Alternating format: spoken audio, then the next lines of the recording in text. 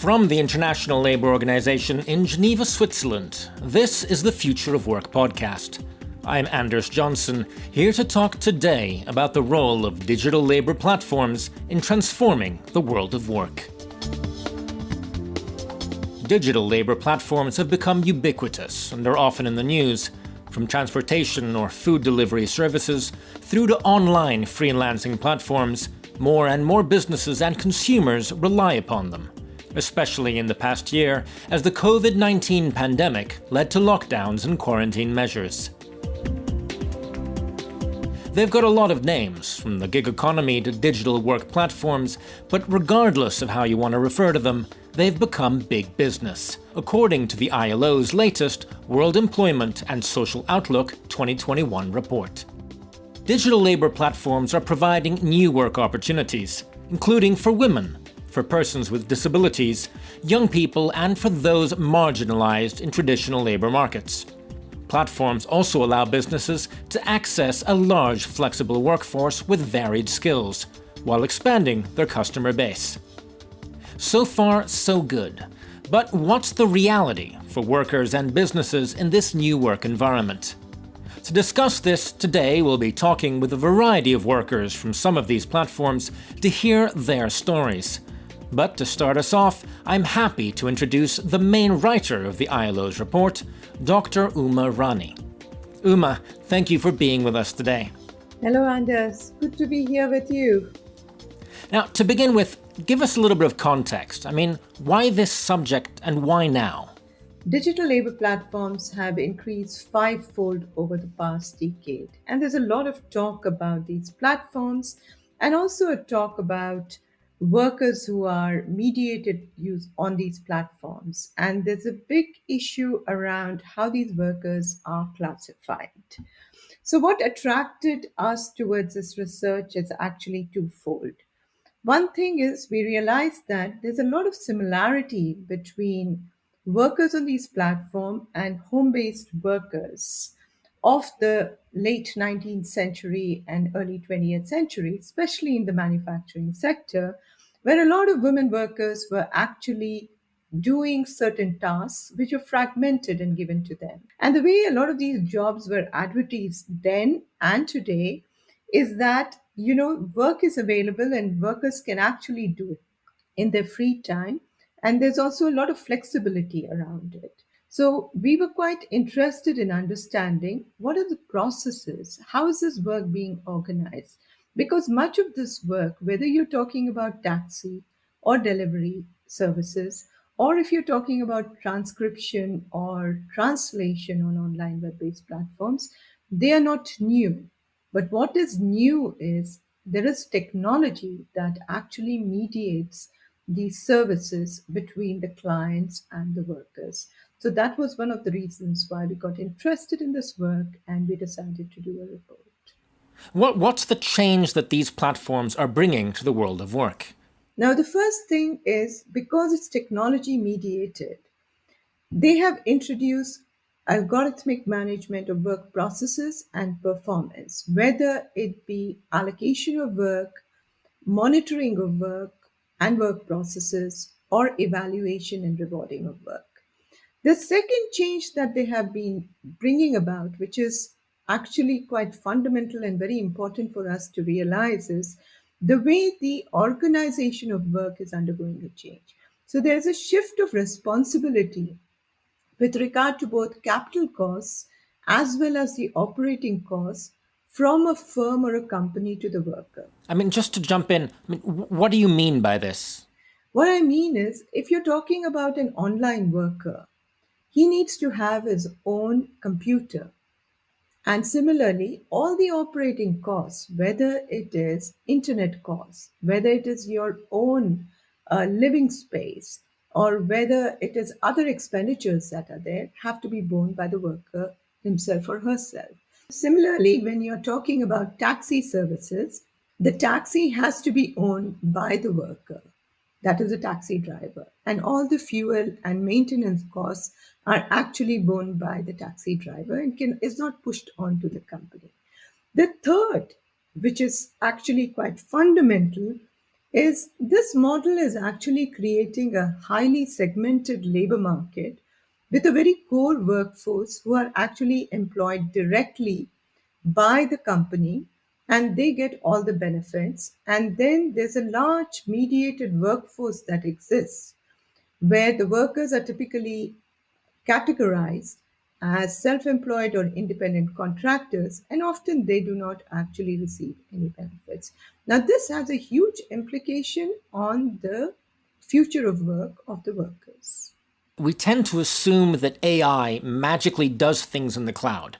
I mean, huge computers crunching big data and doing everything by itself. But behind those programs are workers doing the countless tasks that are involved in training these AI, and yet we rarely talk about them. I mean, so what's your take on this?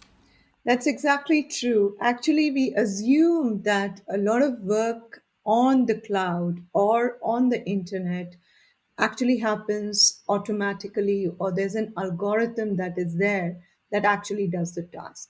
Now, let me give you some examples to it. So, when you look at social media platforms, you often don't see pornographic images or hate speeches or war images, right? So you assume that, well, there's an algorithm there that actually tries to get rid of all this material. But actually, in reality, all of this work is being done by workers who are called as content moderators, who sift through thousands of pornographic images per day and get rid of those that are not acceptable in society. Similarly, if you get onto the web and you want to order something, clothes or certain types of books or certain types of utensils, you will find that all of that is very neatly categorized.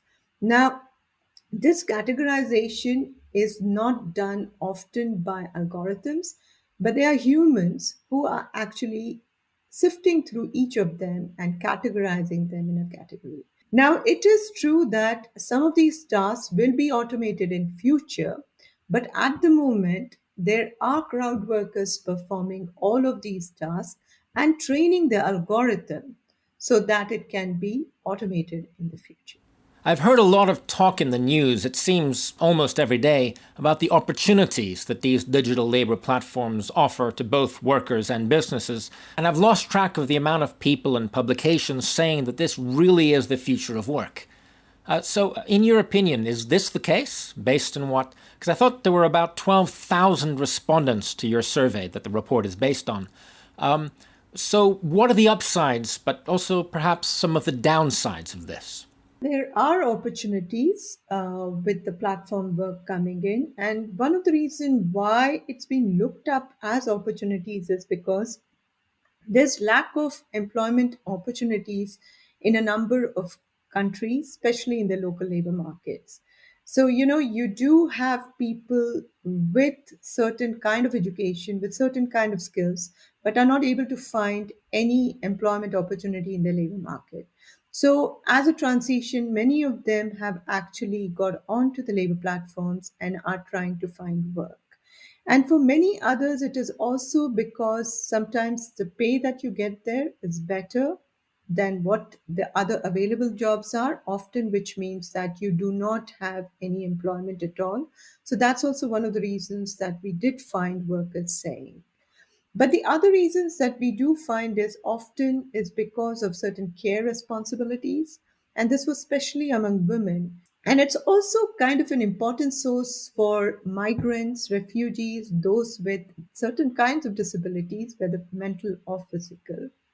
So, having said that, there are also downsides to this kind of work. And I think one of the basic downsides is the way the worker gets identified on these platforms. It's often as a self employed or as an independent contractor and not as an employee, even if they work sometimes for the same client for a longer period of time. Now, this has repercussions as far as getting certain benefits are concerned, whether it be social security, regularity of work, and regularity of income, whether it is related to getting some paid leave or sick leave, or having certain assistant if they have any sort of a work injury or occupational health hazards or anything. And many of these workers cannot even organize themselves to bargain for their rights. And I think some of these issues needs to be addressed if if one would want platforms to become an opportunity to have gainful employment. We've spoken a lot about the worker perspective on this. So I'm curious, what's the perspective of businesses themselves regarding online platform work? I think for the businesses, online platform has provided them a new way of outsourcing where they can actually access labor 24/7. It helps them to reduce cost as work can be easily done by the global pool of labor that is easily available. It helps them to cut costs. It helps them to access knowledge for innovation. Many of these companies are also using competitive programming platforms for recruiting workers into the companies.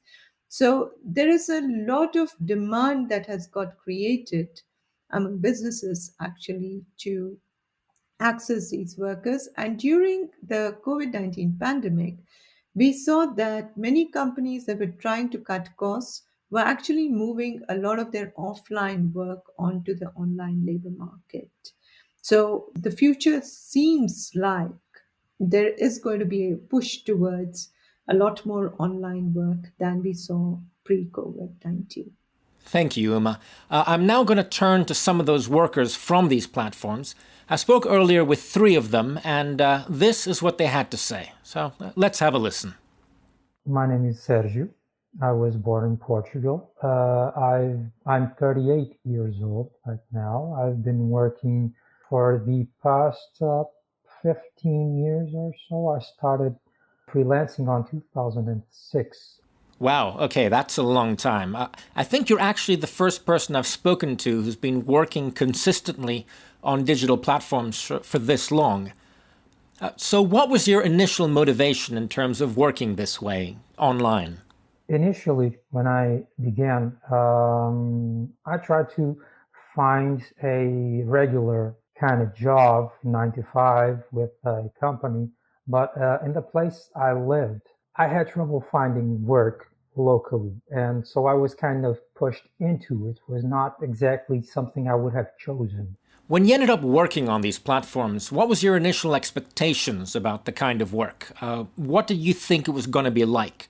What people imagine and what I've kind of, at the time, that because there wasn't this thing about digital nomads and freelancers and being your own boss, but it was nothing like what you see nowadays. For example, you see those people working in Bali or Thailand on the beach and kind of enjoying themselves. Oh, no, no.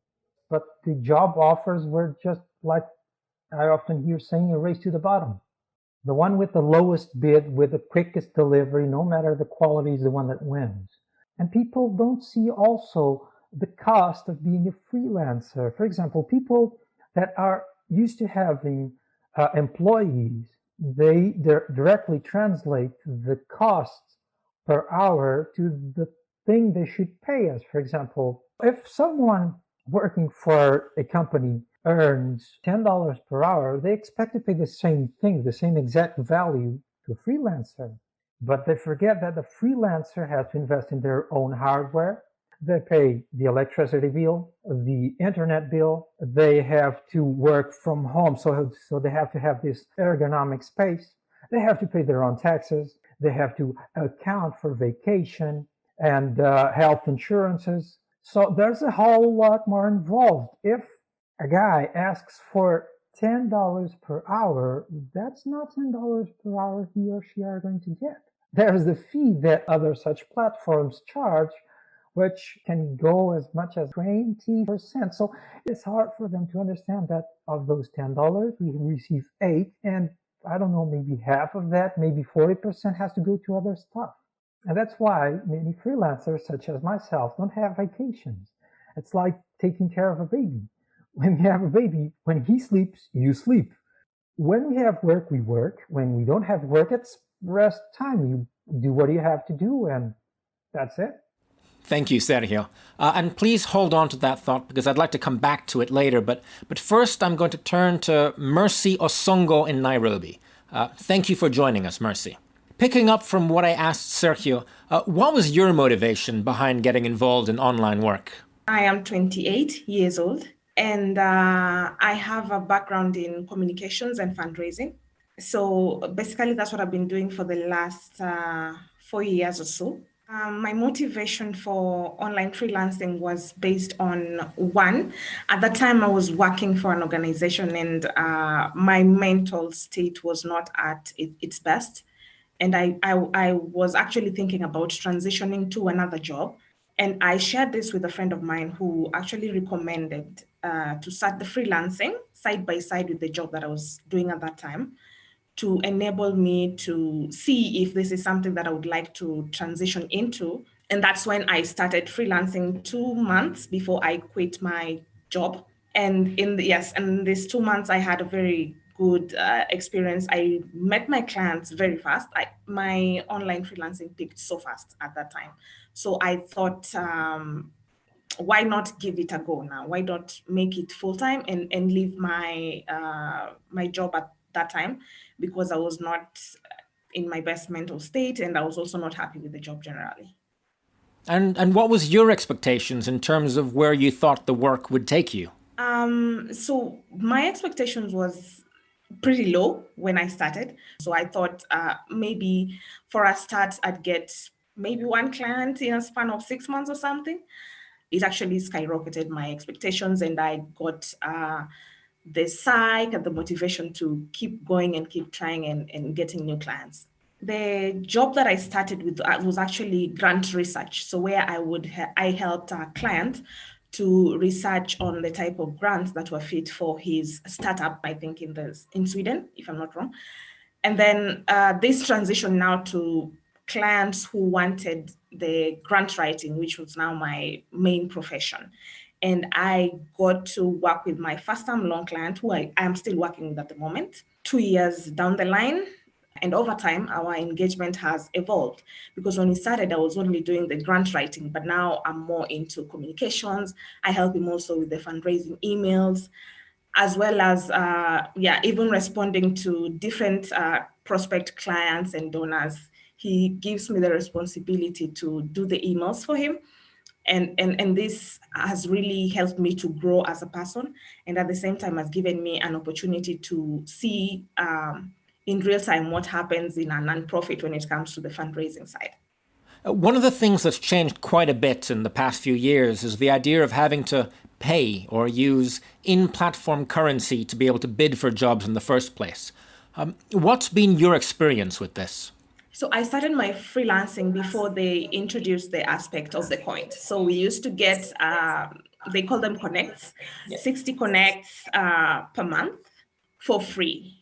But now, depending on a client and depending on the job, you have to bid for as high as 6 connects. And sometimes you bid for that job, you probably don't get it. So your connects are gone and you don't have the job as well.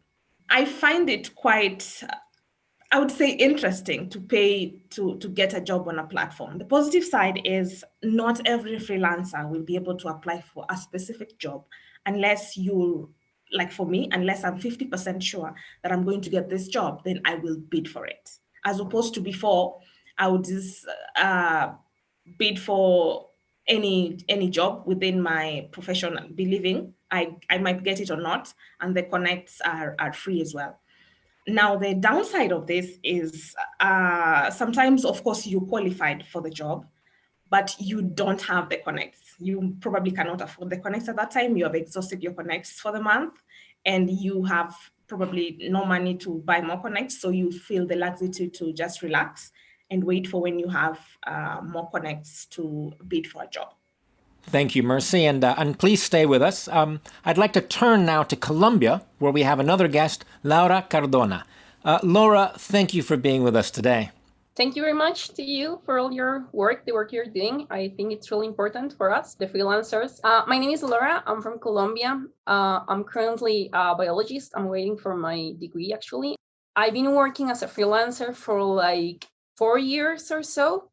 I started working as a freelancer because I was in need of some extra money, and I didn't want to like apply to a job itself because I didn't know where I was going to have time to do stuff. Mainly because I was actually studying, and yeah, it was like a time thing. Thank you for that introduction. Now, Laura, what's your take on what Mercy just said in terms of having to pay or bid to get jobs? Well, I'm not pretty sure. I can say that I'm happy that someone is kind of regulating how many people is applying to the jobs, and I think that's actually a really good thing because that makes you think on which things are you going to apply. But I don't think it's fair that you have to pay for getting work. I don't think it's fair they're like just charging, because I've seen some platforms where you have to pay to be in the platform, and that's the reason why I didn't choose those platforms. I'm not going to mention them. So I don't think it's fair that they say like, oh, you want to have jobs or you have to work, you have to give me this amount of things, and I'm not going to assure you you're going to have a job. I'm just like charging you for the possibility of getting a job. So that's not fair. So, how does it work then in terms of actually getting jobs, especially when you started? Since I started, I've earned more than when I started. And I think that's pretty much related with the profile. The profile is like your curriculum vitae on this platform. And if the client doesn't, like, if he or she doesn't know you, they're not going to pay the amount you're requesting. So it's like you have to build your experience kind of, and you have to prove that you are able to do what you're claiming that you can. So I've been earning a little bit more. Well, actually more, but I think that's the reason. Like I understood since the beginning that I have to start from the bottom, like the really bottom. And now I'm pretty happy with what I'm earning. So I don't know. At the beginning, I will be doing, for example, the first job I did was that I have to tag a picture, and I have to do that for 5,000 pictures, and for that they will pay me $50, and that will take me up to a week or more. It was really exhausting. That was the first job that I applied to that I won. After that, Upwork will take like the 20% of that. So at the end, I will be with just $40. And yes, I will not go back to that. I wouldn't do that again. But I have to do it at the moment. At least that's how I saw it. Sergio, let's get back to you. Since you've been on these platforms the longest, what's the biggest challenge you've faced? And maybe what do you think would be some good solutions for it? Oh, that requires some thinking. Competition. I have a lot of competition from people from other countries where the cost of living is lower, so they can afford to work for a lower hourly fee. And sometimes they go as low as $1 per hour. And it's amazing, but I can't blame them. I blame the platform that allows them to do that. In my opinion, if there were this just one measure, one legal action that could be taken, was that no client should ever be able to pay a contractor less than the minimum wage on the country of the client. This would have enormous repercussions because on the country of the buyer, the person, the client, it would encourage him to find people locally, not leaving them to be unemployed and having to find jobs that are below what they studied for, what they know. And if they still choose to hire people from abroad, that would allow those people to have a decent way of life. That would be better. That would improve their economy. That would be an investment of that client on another economy. Mercy, if I can ask you to come in, what would be your take on this? What kind of changes would you like to see that you think might improve the quality of your working life? The biggest challenges while working online, one is that you do not, the competitive advantage that comes with it. Because of your location, you're not able to bid for some jobs.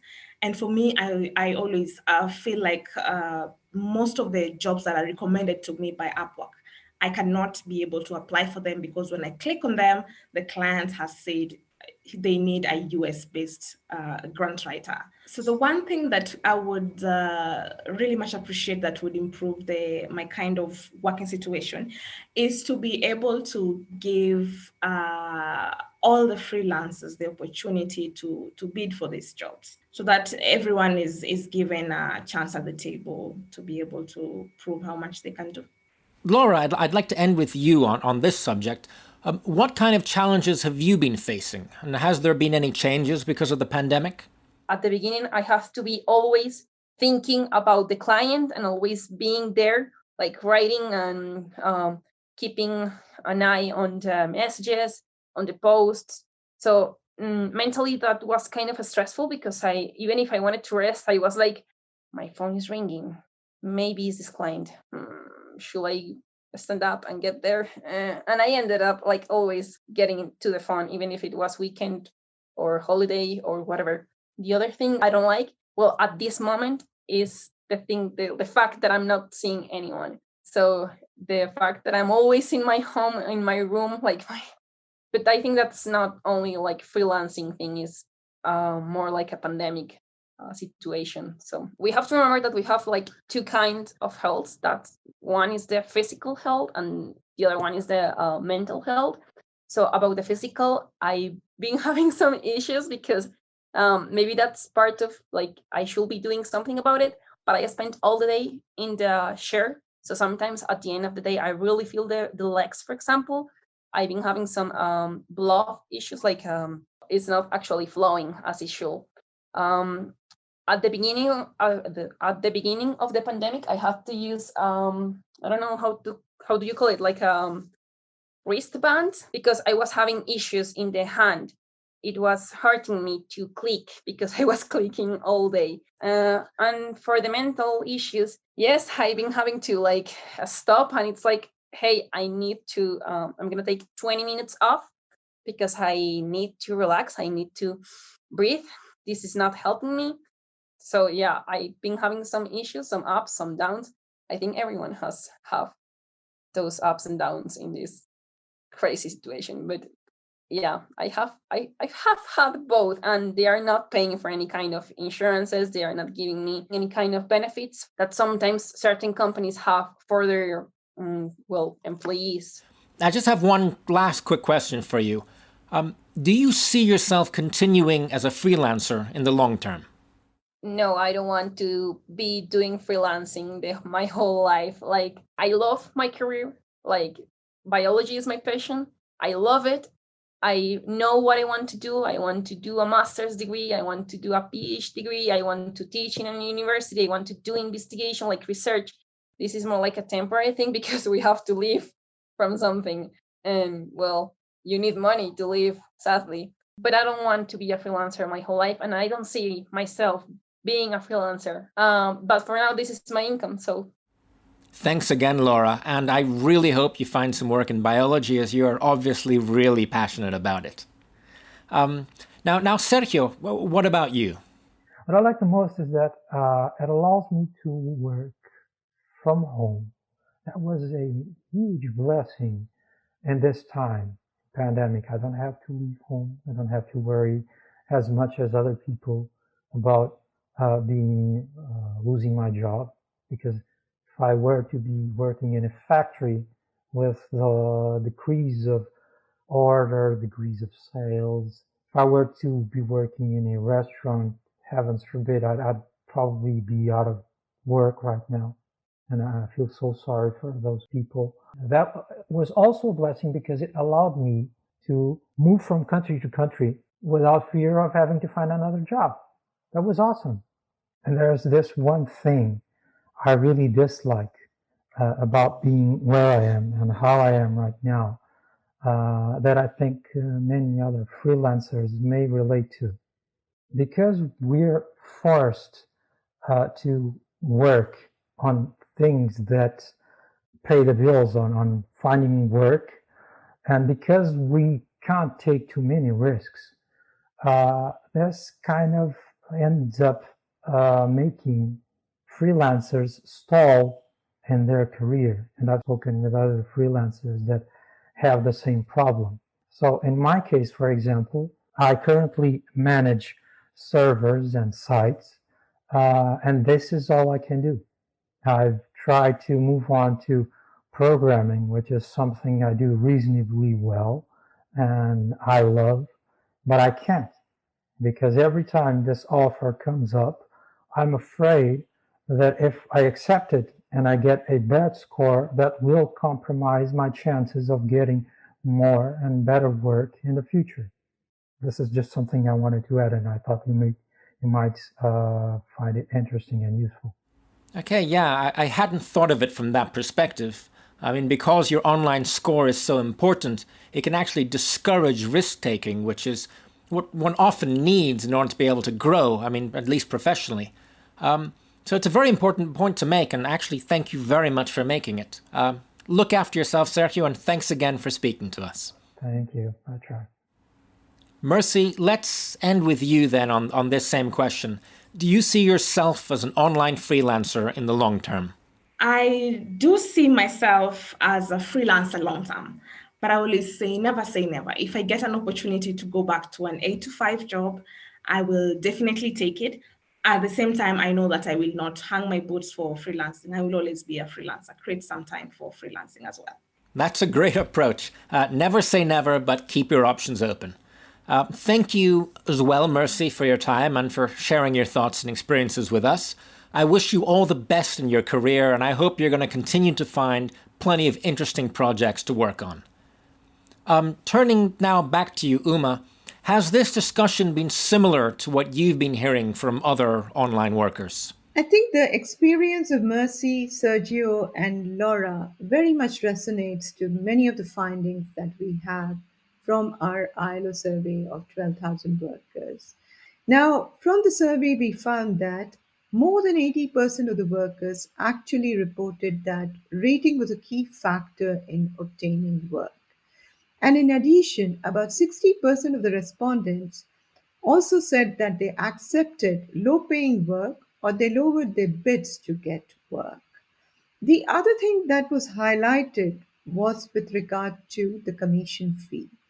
We also found that many workers said that they often had to pay the platforms to access the tasks, and they also had to pay a commission fee of about 20 to 35% on the income that was being earned. Apart from all of this, they also need to pay a withdrawal fee if they want to get the money back, or there's a currency exchange fee.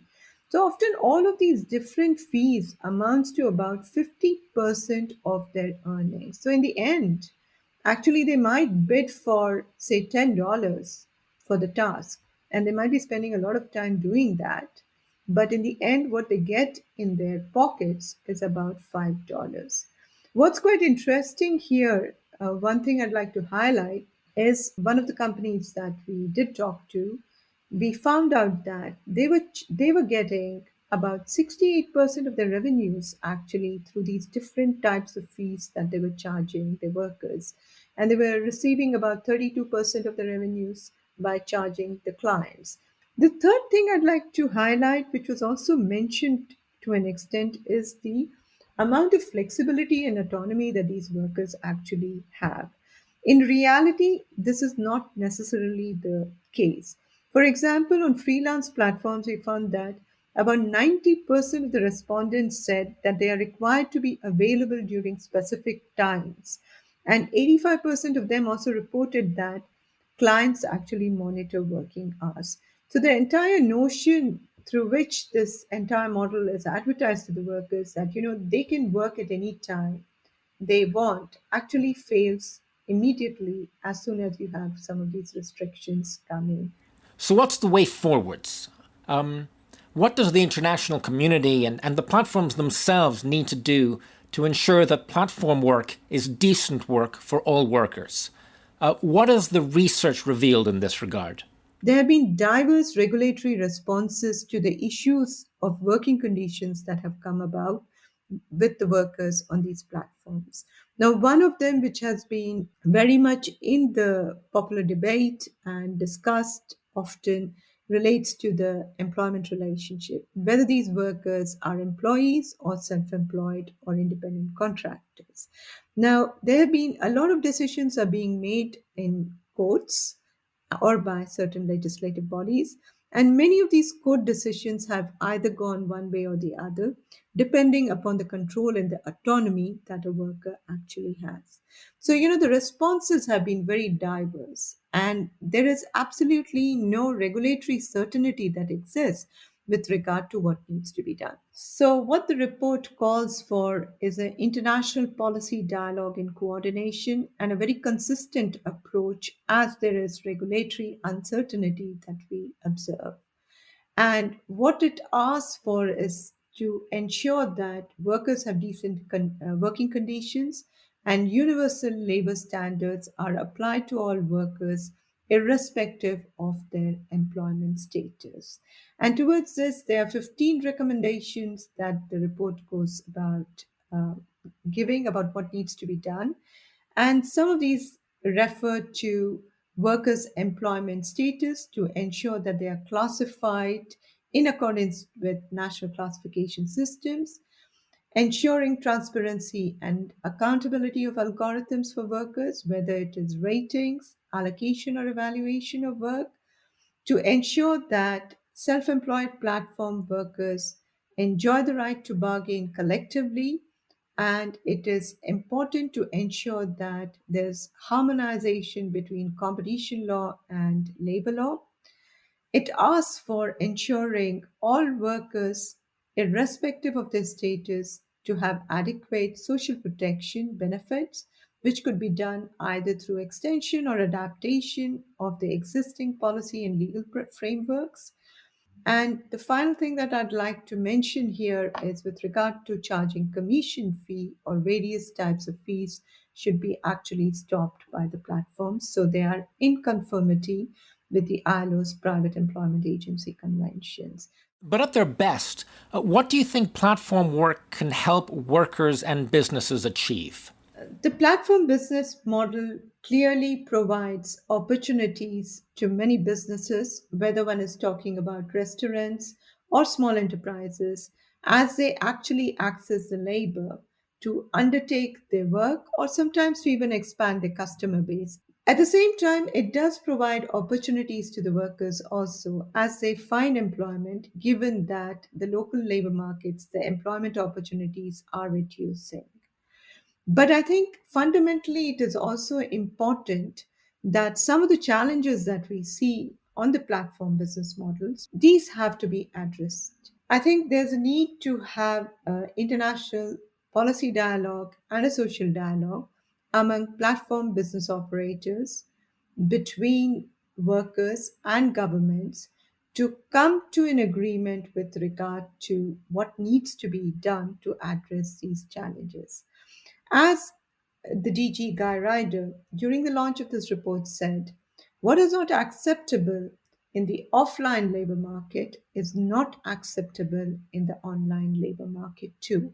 So I think it's fundamental for us to actually address some of the working condition issues and other challenges relating to the platform business model to ensure that we have decent work on the platforms. Thank you very much, Uma, for your time. This is a fascinating and timely subject, and I'm sure that this ILO report, World Employment and Social Outlook 2021, the role of digital labour platforms in transforming the world of work, will play an important part in contributing to this debate. Thank you very much, Anders, for having me here. And to all our listeners, if you'd like to know more about this report, suggest you go to our website at www.ilo.org/WISO 2021. And thank you very much for listening to this latest episode of the ILO Future of Work podcast. This was Anders Johnson coming to you from Geneva, and I hope you'll tune in to the next podcast as well. Until then, goodbye.